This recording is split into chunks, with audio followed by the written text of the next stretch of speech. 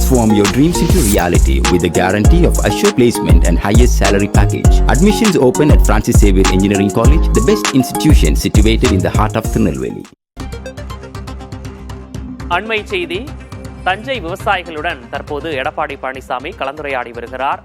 அண்மை செய்தியாக பார்க்கிறோம். தஞ்சாவூர் விவசாயிகளிடம் தற்போது எடப்பாடி பழனிசாமி கலந்துரையாடி வருகிறார். காட்சிகளை பார்க்கலாம்.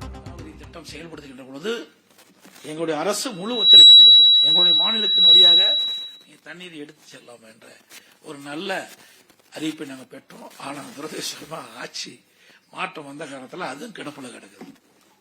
இதெல்லாம் இதற்காக சொல்லிட்டு சொன்னால் எங்களுடைய அரசு எடுத்த நடவடிக்கை மக்கள் தெரிந்து கொள்ள வேண்டும்.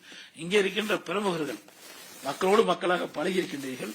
ஒரு அரசாங்கம் எப்படி செயல்பட வேண்டும், எந்தெந்த வழியில் நாட்டு மக்களுக்கு நன்மை செய்வதற்காக திட்டம் தீட்டப்பட்டு செயல்படுத்துகின்ற விவரத்தை உங்கள் மூலமாக மக்களுக்கு எடுத்து செல்ல வேண்டும், நீங்களும் தெரிந்து கொள்ள வேண்டும் என்ற அடிப்படையில் தான் இதையெல்லாம் உங்களிடத்தில் தெரிவிக்கின்றோம்.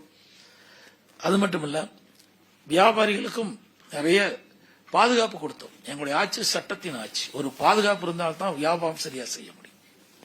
வியாபாரிகள் செழித்து இருக்க வேண்டும் என்றால் விளைச்சல் அதிகமாக இருக்கும் விவசாயிகளுக்கு.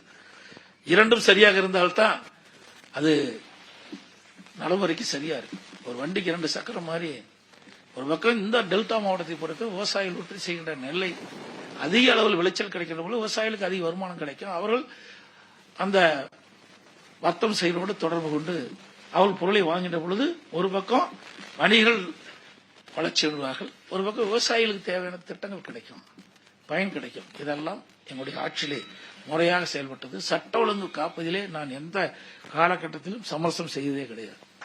மிகச்சிறப்பாக இருக்க வேண்டும். என்னுடைய அமைச்சர்கள் அப்படித்தான். இடையிலே யாரும் குறுக்கிட மாட்டார்கள். ஆனால் இன்றைக்கு நிலை தலைகளாக மாறிவிட்டது. போதைப் பொருள் நிறைந்த மாநிலம் ஆகிப்போச்சு.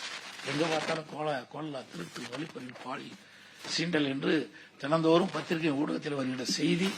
அதற்கு காரணம் சரியான முறையிலே இவர்கள் ஆட்சி செய்யாத காரணத்தினால் இன்றைக்கு ஆளுங்கட்சி சேர்ந்த பிரமுகர்கள் காவல் சரியாக செயல்பட விடாத காரணத்தினால் சட்ட ஒழுங்கு இன்றைக்கு படிப்படியாக தமிழகத்தில் சீர்குலைந்து கொண்டிருக்கின்றது. இன்றைக்கு ஸ்காட்லாந்து இணையாக போற்றப்பட்ட காவல்துறை இன்றைக்கு மெல்ல மெல்ல தேய்ந்து இன்றைக்கு மக்கள் அச்சப்படுகின்ற அளவிற்கு தமிழகத்தில் வாழ்கின்ற சூழ்நிலை ஏற்பட்டுகின்றது என்பதை இந்த நேரத்தில் சுட்டிக்காட்டி டாக்டர்கள் அழகாக சொன்னார்கள். நிறைய இருக்குது மருத்துவத்துறையில, நிறைய செஞ்சிருக்கிறேன். நான் எல்லா துறையுமே நான் நேரடி கண்காணிப்பில் வச்சிருப்பேன். எந்த உணவுத்துறையாக இருந்தாலும் சரி, கூட்டுறவுத்துறையாக சரி, மருத்துவத்துறை, நெடுஞ்சாலைத்துறை, மின்சாரத்துறை அத்தனையுமே நான் சட்டமன்றத்தில் ஒவ்வொரு மானிய கோரிக்கை நடக்கின்ற பொழுதும் நேரடியாக பவர் பாயிண்ட் பிரசன்டேஷன் போட்டு தெளிவா அதில் எல்லாமே நான் தரவா வச்சிருக்கிறேன்.